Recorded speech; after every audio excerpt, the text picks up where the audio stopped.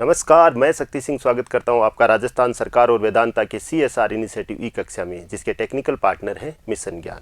प्यारे बच्चों, हम पढ़ रहे थे क्लास 12 रसायन विज्ञान के अध्याय 10 हैलोजन व्युत्पन्न को, और आज इसी क्रम में हम पढ़ेंगे हैलोएरीन के रासायनिक गुण।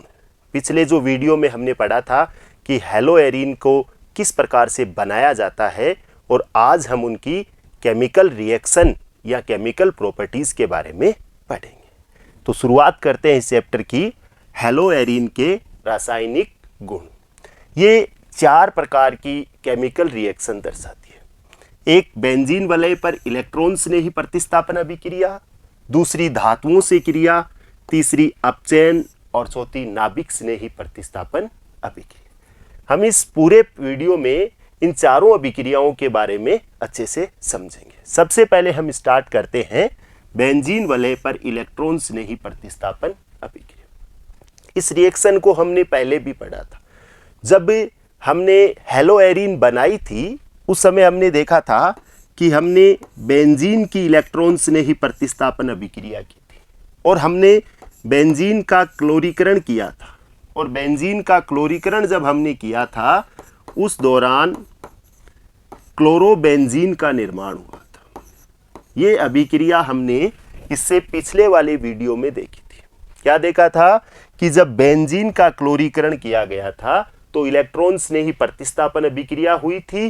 किसी लुईस एसिड की उपस्थिति में उस अभिक्रिया को किया गया था। अब हम क्या कर रहे हैं, अब हम क्लोरोबेंजीन की इलेक्ट्रॉन स्नेही प्रतिस्थापन अभिक्रिया देख रहे हैं। तो आप इन दोनों को अच्छे से समझिए।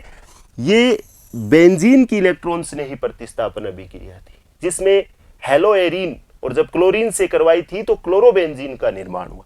और अब यहां हम उन हैलोएरीन, या हम यूं कह सकते हैं कि क्लोरोबेंजीन की इलेक्ट्रॉन स्नेही प्रतिस्थापन अभिक्रिया पढ़ेंगे। इन दोनों में यदि हम बात करें कि इलेक्ट्रॉन स्नेही प्रतिस्थापन अभिक्रिया के प्रति कौन ज्यादा क्रियाशील है, तो यहां मैं कह सकता हूं कि क्लोरोबेंजीन की तुलना में जो बेंजीन है वो इलेक्ट्रॉन स्नेही प्रतिस्थापन अभिक्रियाओं के प्रति अधिक क्रियाशील होती है। ऐसा क्यों होता है?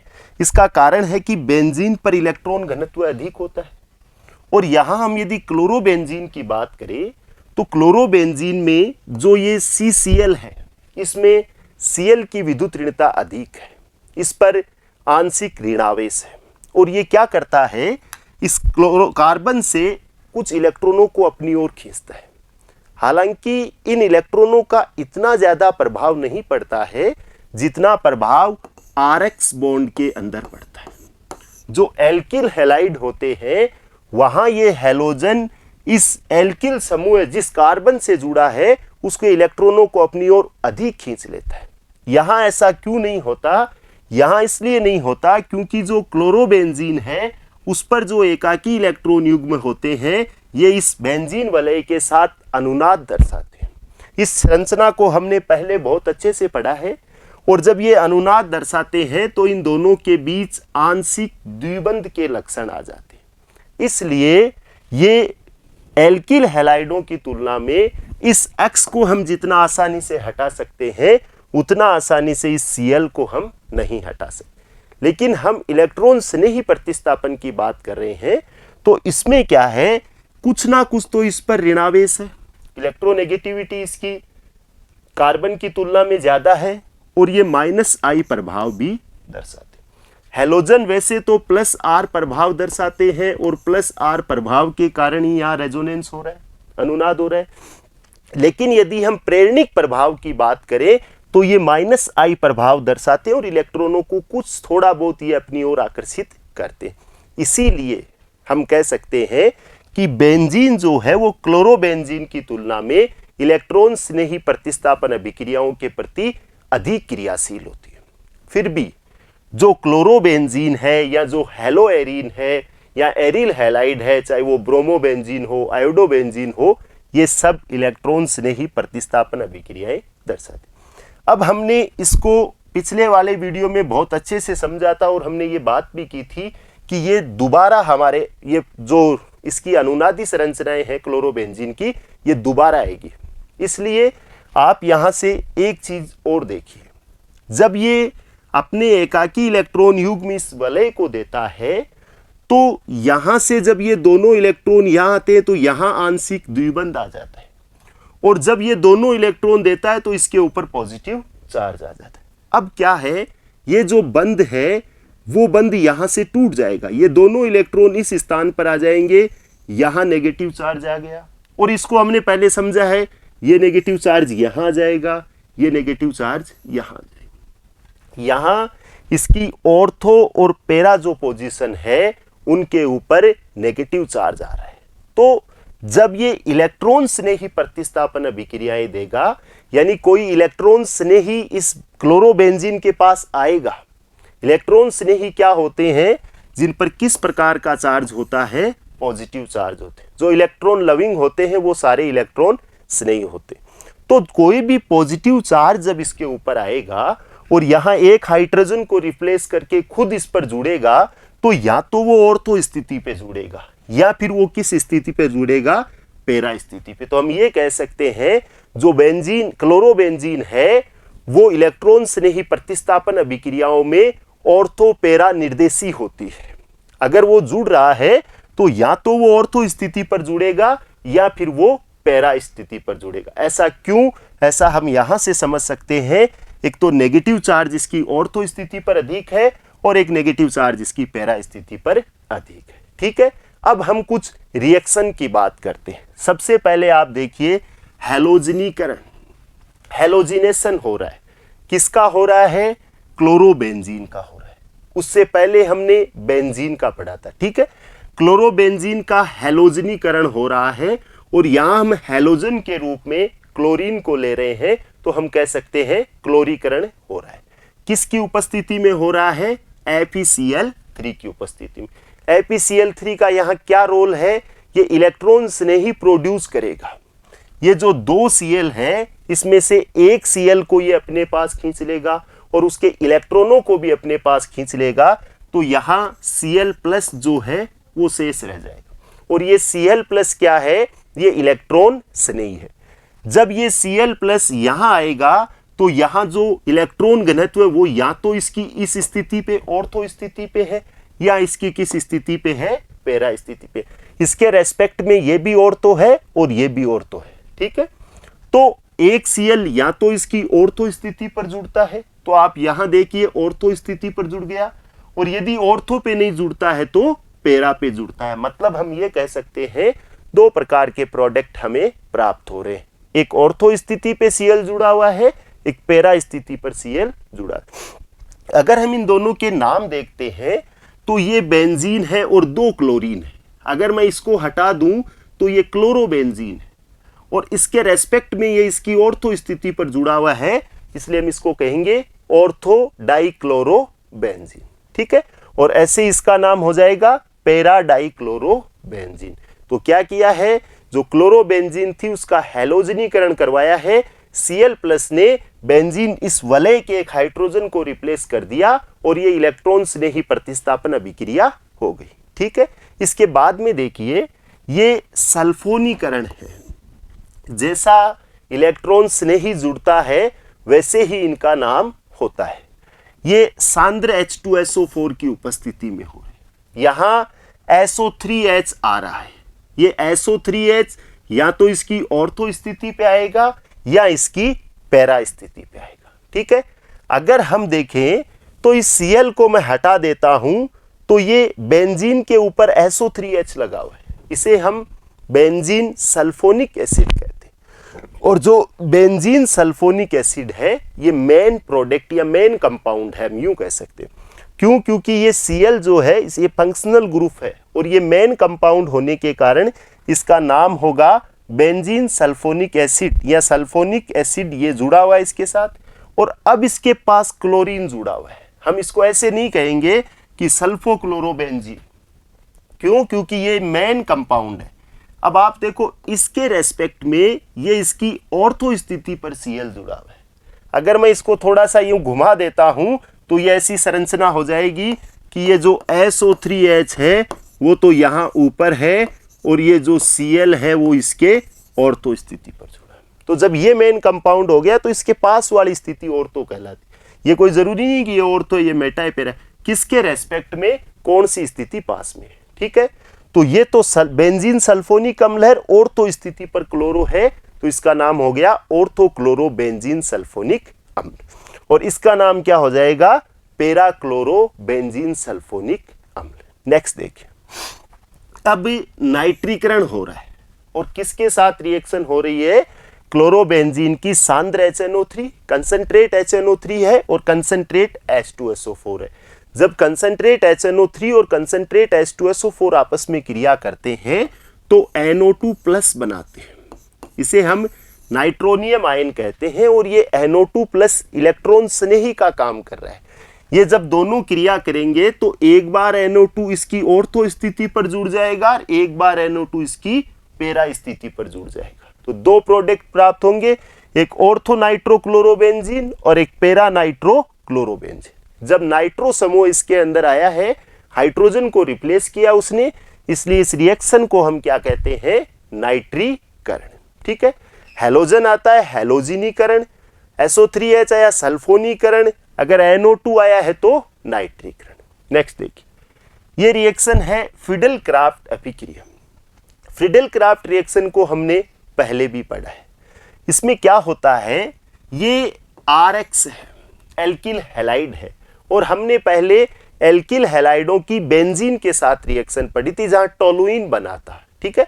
अब हम क्या कर रहे हैं, इस RX की क्रिया इस एरिल हैलाइड या क्लोरोबेंजीन के साथ हो रही है।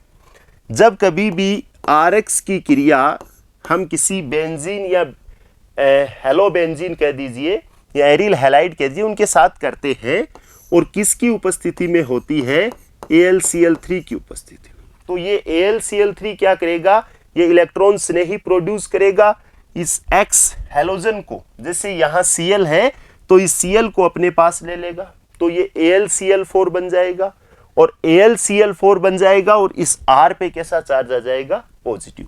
तो यहाँ जो मेथिल समूह है ये पॉजिटिव धनायन बन जाएगा और Cl को ये इधर ले लेगा, ठीक है। अब ये मेथिल समूह इस रिंग के ऊपर आएगा और हाइड्रोजन को रिप्लेस करके खुद आ जाएगा, तो या तो ये इसकी ऑर्थो स्थिति पर आएगा या फिर ये इसकी किस स्थिति पर आएगा, पेरा स्थिति पर आएगा। अब हमें पता है यदि Cl नहीं होता तो ये टोलुइन है, तो ये जो इसको हम टोलुइन कहेंगे, अगर यहाँ Cl नहीं होता तो ये भी टोलुइन है, इसकी ऑर्थो स्थिति पर क्लोरो जुड़ा हुआ है इसलिए ऑर्थो क्लोरो टोलुइन है, और यहाँ इसकी पेरा स्थिति पर क्लोरो जुड़ा हुआ है इसलिए ये पेरा क्लोरो टोलुइन है, ठीक है। अगर यहाँ मैं मेथिल की जगह एथिल लेता तो क्या होता, एथिल समूह इस स्थान पर आ जाता और ऑर्थो क्लोरो ये एथिल बेंजीन बन जाती, और यहाँ क्या है, पेरा क्लोरो एथिल बेंजीन बन जाती। इस अभिक्रिया को भी हम देख सकते हैं। आप देख लीजिए, ये एथिल क्लोराइड है और AlCl3 की उपस्थिति में हो रही है, यहाँ से CH3 CH2 प्लस ये वाला जो भाग है ये एक बार इसकी ऑर्थो स्थिति पर जुड़ गया है और एक बार इसकी कौन सी स्थिति पर जुड़ गया है, पेरा स्थिति। जब ये ऑर्थो स्थिति पर जुड़ा ऑर्थो क्लोरो एथिल बेंजीन, और जब ये पेरा स्थिति पर जुड़ता है पेरा क्लोरो एथिल बेंजीन। अब आप यहाँ एक चीज और देखिए, एल्किल समूह इस हाइड्रोजन को रिप्लेस कर रहा है और खुद आ रहा है, इसलिए इसे हम फिडेल क्राफ्ट एल्किलीकरण भी कहते हैं। क्या कहते हैं, फिडेल क्राफ्ट एल्किलीकरण, एल्किल समूह आए तो। एक और चीज देखिए, यहाँ क्या हो रहा है, यहाँ आपको ये इस प्रकार का एक ग्रुप दिख रहा है CH3COCl, ये एसिटिल क्लोराइड है, ठीक है। और जब ये AlCl3 के साथ रिएक्शन होती है तो इसका Cl और इसके इलेक्ट्रॉन चले जाएंगे और ये क्या बन जाएगा, इस पर पॉजिटिव चार्ज आ जाएगा, ये एसिटिल ग्रुप है। अब ये एसिटिल ग्रुप इस क्लोरोबेंजीन की या तो ऑर्थो स्थिति पर आएगा या फिर कहाँ आएगा, पेरा स्थिति पर आएगा। तो आप यहाँ देखिए, ये COCH3, ये रहा COCH3 और यहाँ इसकी पेरा स्थिति पे COCH3। अब इसमें क्या है, इसमें भी मेन कंपाउंड ये हो गया, इसको हम एसिटोफिनोन कहते हैं और इसके रेस्पेक्ट में इसकी ऑर्थो स्थिति पर Cl जुड़ा हुआ है इसलिए हम इसे ऑर्थो क्लोरो एसिटोफिनोन कहेंगे और इसे क्या कहेंगे, पेरा क्लोरो एसिटोफिनोन। जब एसिटिल ग्रुप यदि बेंजीन वलय में आ रहा है तो इसे हम क्या कहते हैं, फिडेल क्राफ्ट एसिटिलीकरण। ठीक है, दोनों बहुत सिंपल रिएक्शन है। अगर एल्किल ग्रुप रिप्लेस कर रहा है या रिप्लेस करने वाला इलेक्ट्रॉन्स ने ही एल्किल ग्रुप है तो क्या होगी, फिडेल क्राफ्ट एल्किलीकरण। और यदि एसिटिल समूह रिप्लेस कर रहा है हाइड्रोजन को तो क्या होगी, फिडेल क्राफ्ट एसिटिलीकरण। ठीक है, हैलोजनीकरण पढ़ा, सल्फोनीकरण पढ़ा, नाइट्रीकरण पढ़ा, फिडेल क्राफ्ट एल्किलीकरण पढ़ा और फिडेल क्राफ्ट एसिलीकरण पढ़ा। तो ये तो कुछ इलेक्ट्रॉन्स ने ही प्रतिस्थापन अभिक्रियाएं थी। अब इसके बाद में देख 2 नंबर पे है रिएक्शन विद मेटल। किसके साथ है, धातुओं के साथ अभिक्रिया। हम केमिकल प्रॉपर्टीज पढ़ रहे हैं। पहली केमिकल प्रॉपर्टी में हमने रिएक्शन पढ़ी, इलेक्ट्रॉन्स ने ही प्रतिस्थापन अभिक्रियाएं। और अब हम पढ़ेंगे धातुओं से क्रिया, रिएक्शन विद मेटल। ठीक है, रिएक्शन विद मेटल। ओके, अब इसमें देखो सबसे पहले सोडियम धातु से क्रिया हो रही है। कौन सी धातु से हो रही है, सोडियम। अगर हमने एल्किल हैलाइडों को पढ़ा तो वहां भी धातुओं से क्रिया हो रही थी, और यहां एरिल हैलाइड पढ़ रहे हैं तो यहां भी धातुओं से क्रिया हो रही है। लगभग इनकी जो रिएक्शन है वो सेम होती है। इसलिए यदि आपको एल्किल हैलाइड वाली धातुओं से जो मेटल से रिएक्शन थी वो अच्छे से याद है तो आपको यहां कोई भी दिक्कत नहीं होगी।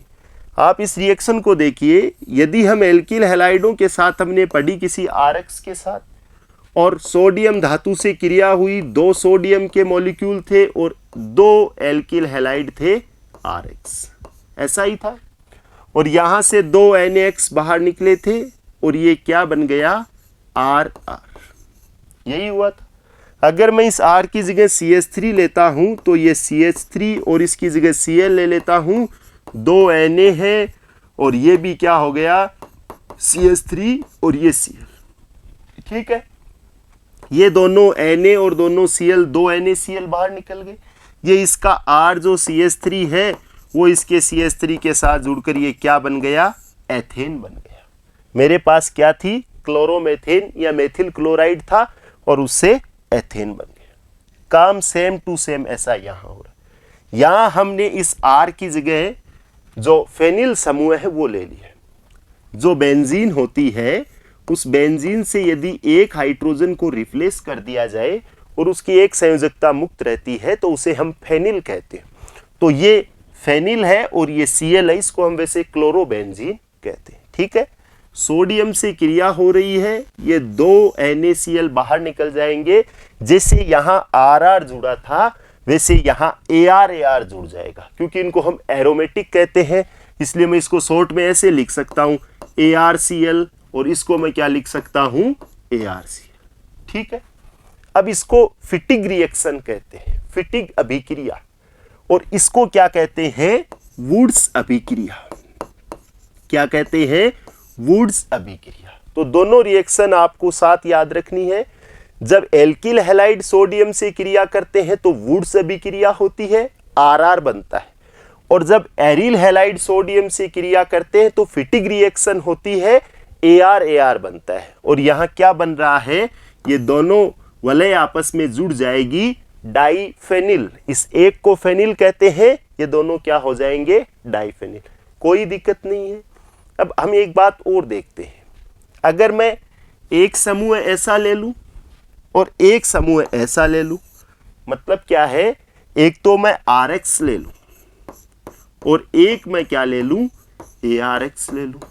2 हैलाइड जो लिए दोनों अलग अलग लिए, एक एल्किल हैलाइड लिया, एक एरिल हैलाइड लिया। तो एक का AR जुड़ जाएगा, एक का R जुड़ जाएगा। कैसे रिएक्शन होगी आप इसमें देखिए। इधर मैंने क्लोरोबेंजीन एरिल हैलाइड ले लिया है और इधर मैंने एल्किल हैलाइड मेथिल क्लोराइड लिया है। ये जो दोनों है, दोनों NaCl बाहर निकल गए, ये बेंजीन है और इसके साथ ये CH3 जुड़ गया, इसे हम टोलुइन कहते हैं। क्या कहते हैं, टोलुइन। ये एक अच्छा प्रश्न भी है, आप क्लोरोबेंजीन से टोलुइन कैसे बनाओगे। प्रश्न क्या है, आप क्लोरोबेंजीन से टोलुइन कैसे बनाओगे। तो हमें ये ध्यान रखना है, यदि कभी क्या होता है, जैसे ये आपके एग्जाम में प्रश्न आता है आप क्लोरोबेंजीन से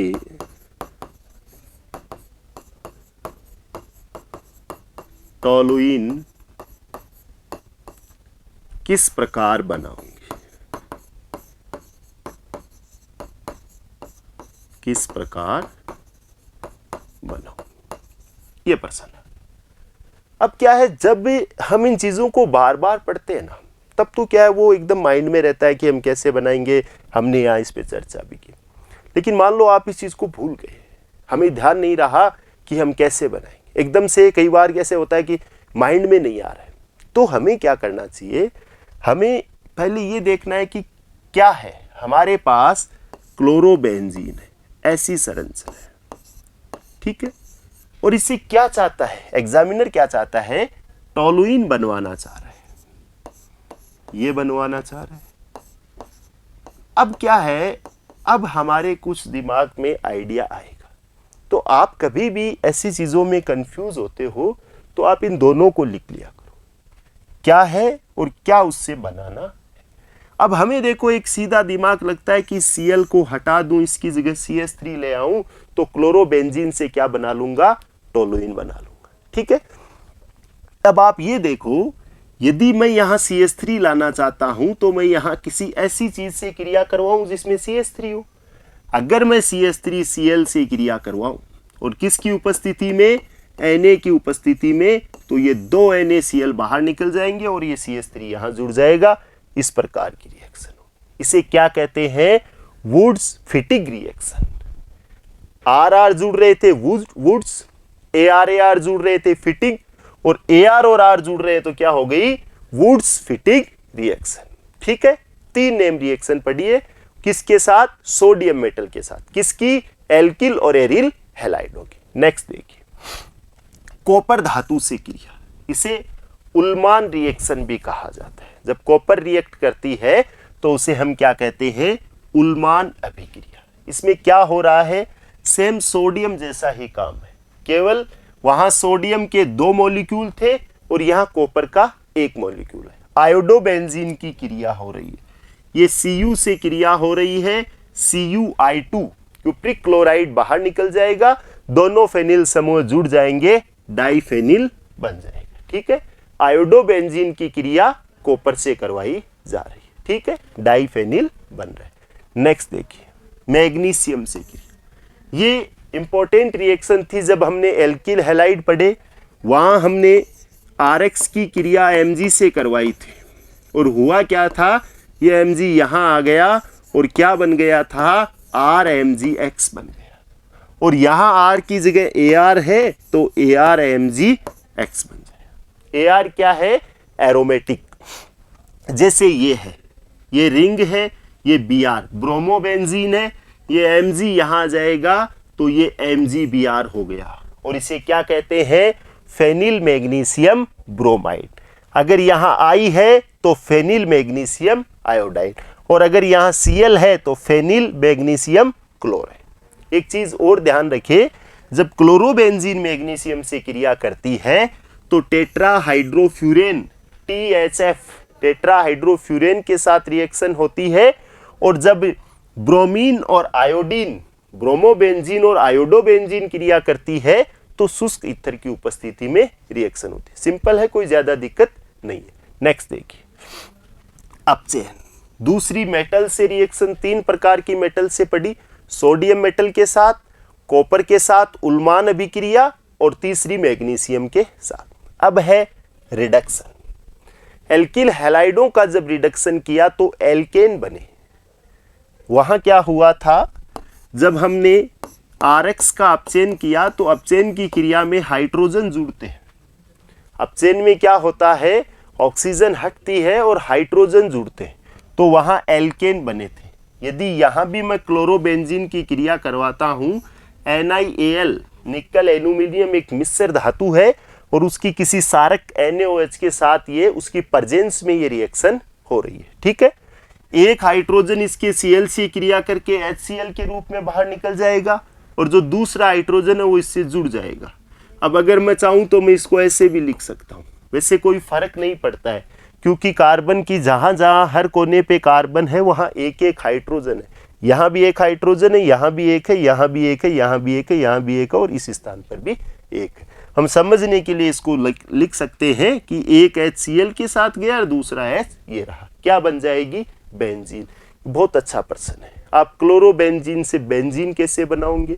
आप चयन कर दीजिए। क्या कर दीजिए? आप चयन कर दीजिए। आप क्लोरोबेंजीन से टोलुइन कैसे बनाओगे? वुड्स-फिटिग रिएक्शन हो जाएगी। ठीक है, नेक्स्ट देखिए, नाभिक स्नेही प्रतिस्थापन अभिक्रिया। इसके बारे में हमने पहले भी चर्चा की थी। जो एल्किल हैलाइड होते हैं वो नाभिक स्नेही प्रतिस्थापन अभिक्रियाओं के प्रति बहुत ज्यादा क्रियाशील होते हैं। क्यों? क्योंकि वहां इस पर आंशिक धनावेश और इस पर आंशिक ऋणावेश होता है और कोई न्यूक्लियोफाइल जो आता है वो इस हैलोजन को आसानी से रिप्लेस कर देता है। लेकिन यहाँ क्या होता है, यहाँ जब क्लोरोबेंजीन की बात करें तो इस क्लोरोबेंजीन के जो एकाकी इलेक्ट्रॉन युग्म है वो इस वलय के साथ अनुनाद दर्शाते हैं, जिससे ये बॉन्ड कैसा हो जाता है, इस बॉन्ड में आंशिक द्विबंध के गुण आ जाते हैं और ये थोड़ा मजबूत हो जाता है। इसलिए इस हैलोजन को यहां से आसानी से रिप्लेस नहीं किया जा सकता। इसीलिए एरिल हैलाइड एल्किल हैलाइडों की तुलना में नाभिक स्नेही प्रतिस्थापन अभिक्रियाओं के प्रति कम क्रियाशील होते हैं। एग्जाम में कभी प्रश्न आए कि एथिल क्लोराइड या मेथिल क्लोराइड की तुलना में क्लोरोबेंजीन नाभिक स्नेही प्रतिस्थापन अभिक्रियाओं के प्रति कम क्रियाशील होती है, कारण लिखिए, तो आपको फिर उसकी अनुनादी संरचनाएं बनानी है और आपको स्पष्ट बताना है कि जो क्लोरोबेंजीन में जो क्लोरीन है उस पर जो एकाकी इलेक्ट्रॉन थे उन्होंने बेंजीन वलय के साथ अनुनाद किया और उससे जो क्लोरोबेंजीन है उसके C और Cl बंध में आंशिक द्विबंध के लक्षण आ गए और उससे क्या हुआ, उससे उस बंध को आसानी से कोई नाभिक स्नेही उसे प्रतिस्थापित नहीं कर सकता। ठीक है, फिर भी हम ये नहीं कह सकते कि क्लोरोबेंजीन नाभिक स्नेही प्रतिस्थापन अभिक्रियाएं नहीं देती है, आसानी से नहीं देती है। इसके लिए हमें फिर कुछ कंडीशन लागू करनी पड़ती है, जैसे टेम्परेचर बहुत ज़्यादा करना पड़ता है, प्रेशर बहुत ज़्यादा करना पड़ता है। तो आप यहाँ इन रिएक्शनों में देखिए कि उच्च दाब और हाई टेम्परेचर पर हो रही है। ठीक है, अब अगर हमने जब RX की क्रिया अमोनिया से करवाई थी तो वहाँ हमें पता है कि NH3 में से जो NH2 था, NH2 माइनस, वो नाभिक स्नेही के रूप में था और वो NH2 यहाँ आया और इस हेलोजन को रिप्लेस कर गया। काम सेम ऐसा यहाँ होगा, बस ये इजीली नहीं होगा, थोड़ा जोर आता है इसको करवाने। ठीक है, तो यहाँ से ये NH3 जो अमोनिया है इसका NH2 माइनस जो नाभिक स्नेही न्यूक्लियोफाइल है, न्यूक्लियोफाइल वो होते हैं जो न्यूक्लियस लविंग होते हैं और न्यूक्लियस पॉजिटिव नेचर का होता है, इसलिए न्यूक्लियस से जो अट्रैक्ट होते हैं या न्यूक्लियस की तरफ जो जाते हैं वो माइनस वाले होते हैं। ठीक है, तो इस पर नेगेटिव चार्ज है, ये इस हैलोजन को रिप्लेस करेगा और खुद आ जाएगा।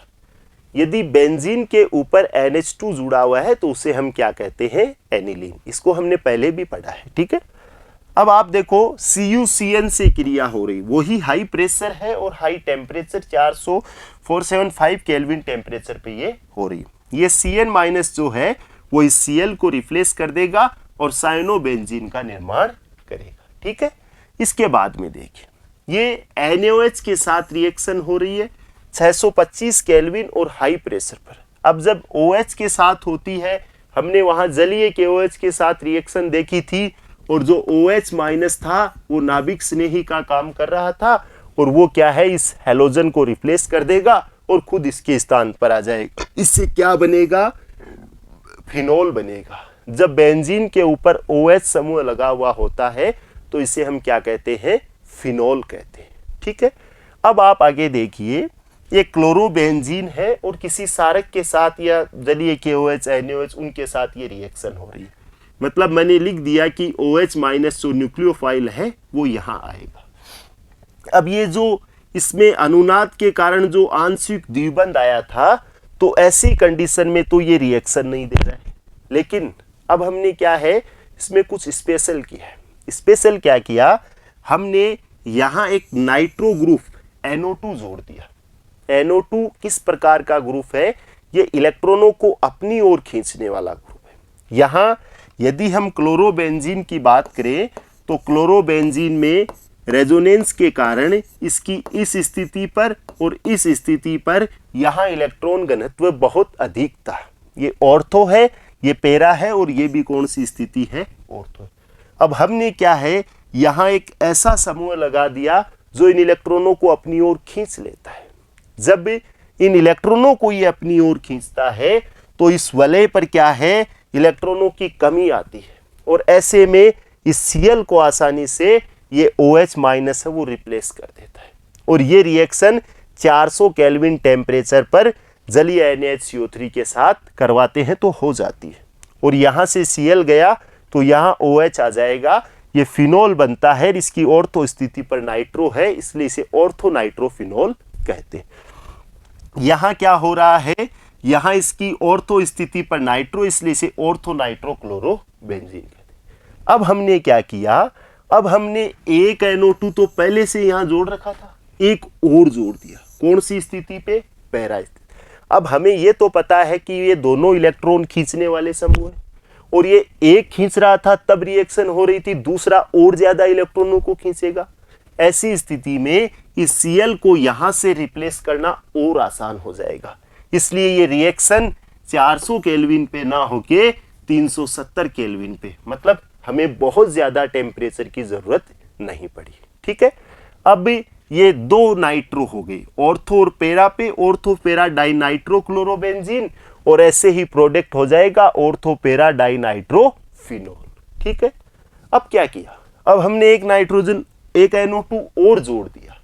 पहले यहां था फिर यहां था, अब एक यहां और जोड़ दिया। अब क्या है, अब ये इलेक्ट्रॉन खींचने वाले जो NO2 है वो 3 हो गए। अब ये बहुत ज्यादा इलेक्ट्रॉनों को अपनी ओर खींच लेंगे इसलिए Cl को बहुत आसानी से रिप्लेस किया जा सकता है।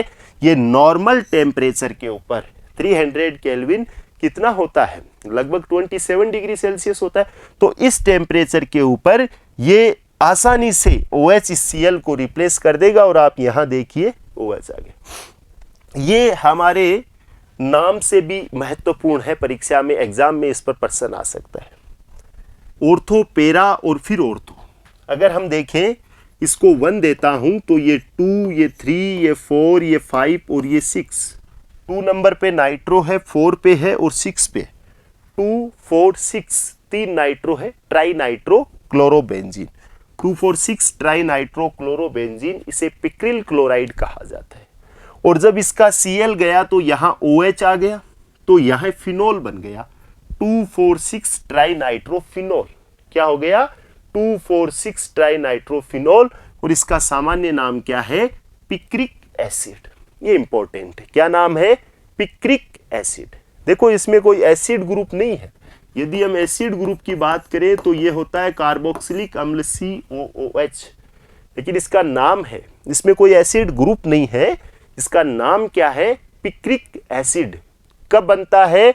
जब ये 2, 4, 6 ट्राई नाइट्रोक्लोरोबेंजीन का इलेक्ट्रॉन स्नेही प्रतिस्थापन अभिक्रिया दर्शाती किसी सारक के साथ इस टेम्परेचर पर क्रिया करती है तो क्या बनता है? पिक्रिक अम्ल का निर्माण होता है। ठीक है, इसका IUPAC नाम पूछा जा सकता है। एग्जाम में प्रश्न आता है पिक्रिक अम्ल का IUPAC नाम लिखिए, स्ट्रक्चर बना सकते हो 2, 4, 6 ट्राई नाइट्रोफिनोल।